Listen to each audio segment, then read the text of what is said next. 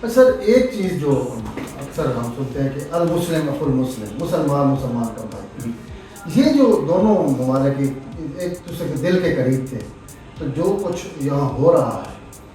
تو اب سمجھتے نہیں ہے کہ طالبان کو بھی غور کرنا چاہیے؟ مرکز میں آپ تو صافی ہے، مرکز میں جتنی نشستیں اسلامی جماعتوں کی تھی وہ تاریخ میں نہیں تھی، بالکل وہ موقع اب پاکستانیوں کا تبدیل ہو گیا افغان طالبان سے۔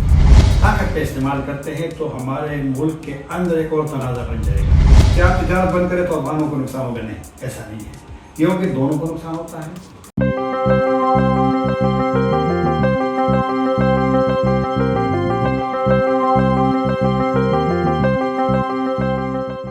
بسم اللہ الرحمن الرحیم، السلام علیکم۔ آپ دیکھ رہے ہیں NRI ڈیجیٹل اور میں ہوں حافظ عبدالماجد۔ ناظرین، آج اس خصوصی ویلاگ میں ہم بات کریں گے پاک افغان ایشوز کے حوالے سے، خطے کی صورتحال، تجارتی صورتحال اور اس کے علاوہ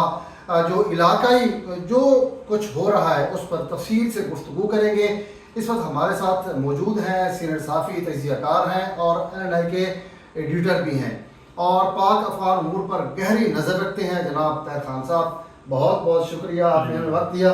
طاہر خان صاحب، کیا کہیں گے؟ آپ کو تو خوش آمدید کہتے ہیں، اور کیا کہیں گے؟ سب سے پہلے بتائیے گا کہ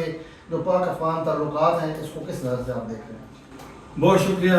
حافظ ماجد صاحب۔ میری نظر میں اس وقت تو سفارتی جمود ہے، مکمل طور پہ سرکاری طور پہ آنا جانا بند ہے، 9واں مہینہ ہے کہ تجارت بند ہے، تمام سرحدی آنے جانے کے راستے بند ہے، ٹرانزٹ جو تجارت ہے راہداری وہ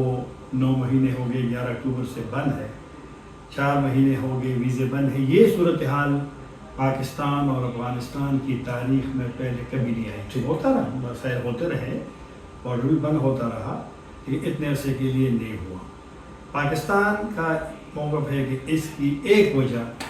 وہ پاکستان میں تشدد کی کارروائیاں ہیں، حملے ہیں، اور پاکستان یہی کہتا ہے کہ اس کے جو جڑ ہے وہ افغانستان ہے، اور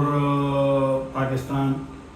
گلہ اور شکوہ کرتا ہے افغان طالبان سے۔ پاکستان میں یہ توقع تھی کہ جب طالبان کی حکومت آئی، جس کے بھی اگلے 5 سال بھی ہو جائیں گے، کہ وہاں جنگ بند ہوئی ہے، ختم ہو گئی ہے، تو پاکستان میں بھی ختم ہو جائے گی۔ لیکن اب پاکستانیوں کا کہنا ہے، فوج کا، سیاسی حکومت کا، نائب وزیر اعظم کا، کہ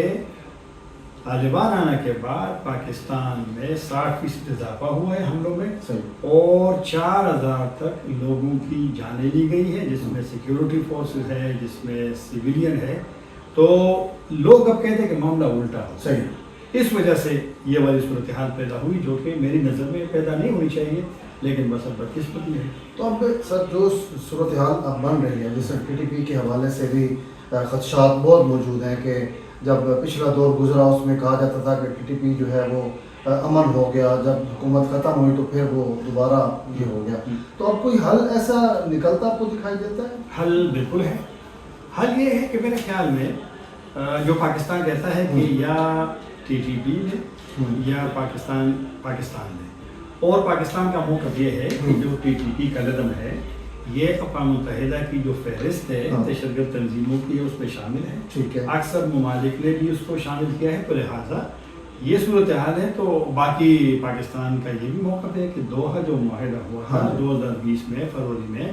اس میں آپ لوگوں نے وعدہ کیا ہے تحریری طور سے کہ آپ کی سرزمین امریکہ اور ان کے اتحادیوں کا لفظ ہے، اتحادیوں کا،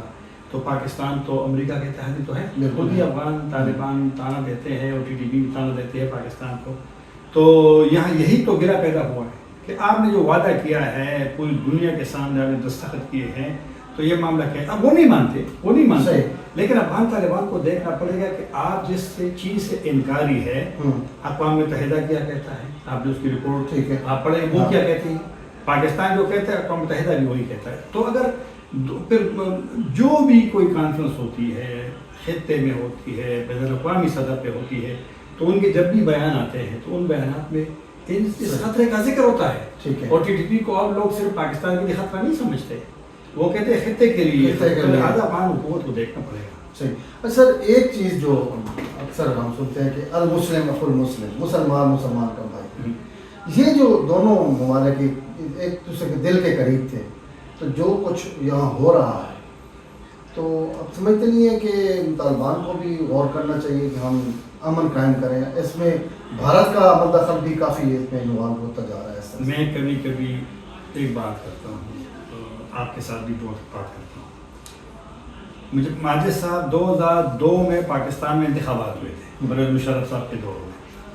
اور 2002 کے انتخابات میں جو اسلامی جماعتوں کی جو اتحاد تھی، انہوں نے امریکہ کے خلاف موقف نہ کر کے، کیونکہ 2001 میں طالبان کی اکتوبر میں حکومت گر گئی تھی، امریکہ نے حملہ کر کے، اس کے چند ماہ بعد انتخابات تھے، لوگوں نے جذبات کا اظہار کیا طالبان کے حق میں، اور الٹا ہو گیا، خیبر پختونخوا میں اسلامی جماعتیں کی حکومت آ گئی، مرکز میں آپ تو صافی ہے، مرکز میں جتنی نشستیں اسلامی جماعتوں کی آئی تھی وہ تاریخ میں نہیں تھی، تو وہ موقع اب پاکستانیوں کا تبدیل ہو گیا افغان طالبان سے ہوتا ہے۔ بڑی بڑی پارٹیاں ہیں، مولانا فضل الرحمان صاحب ہے، جماعت اسلامی ہے، اچکزئی ہے، تیسرا ہے، چوتھا ہے،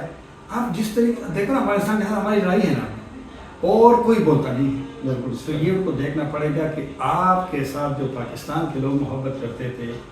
یہ لوگوں کا ذہن کیوں تبدیل ہو، کیونکہ پاکستان کے اندر لوگ آپس میں اختلاف کریں گے، لیکن جب دو ملکوں کا تعلق آتا ہے، معاملات ہے، تو پھر لوگ اپنے ملک کے ساتھ کھڑے ہوتے ہیں۔ نہیں تو 100% لوگ آپ کی پالیسی کے حامی ہیں، لیکن ایک سوچ تو ہوتی ہے، تو لہٰذا افغان طالبان کو دیکھنا پڑے گا کہ یہ حالات، وہ پاکستان جو آپ کا وکیل بن گیا تھا، وہ پاکستان اب جب آپ لڑائی پہ چلے گئے، اکتوبر میں گزشتہ سال لڑائی ہوئی، اس سال فروری میں ہوئی، پھر مارچ میں ہوئی، اور ابھی میں نے جس طرح کہا کہ سب کچھ ختم ہے، بند ہے،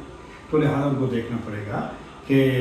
آخر یہ لوگ کیوں تبدیل ہو گئے، عوام سے، اور یہ ادارے کیوں تبدیل ہو گئے، پاکستانی حکومت کیوں تبدیل ہو گئی ہے، اور کیا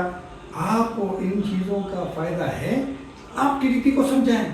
آپ ان کو بٹھائیں، آپ ان کو سمجھائیں کہ یہ معاملہ اب بس ہے، صحیح بہت ہو گیا ہے، اور ورنہ پھر میرے خیال میں حالات اس طرح نصیب ہے۔ سر حالات کی بات کی جائے تو سرحد کشیدگی اور باڑھ کے معاملے پر بھی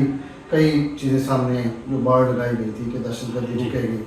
تو کیا وجہ ہے؟ مستقبل میں اس کا کوئی اور حل ہے؟ باڑھ لگائی ہے لیکن دہشت گردی پھر بھی نہیں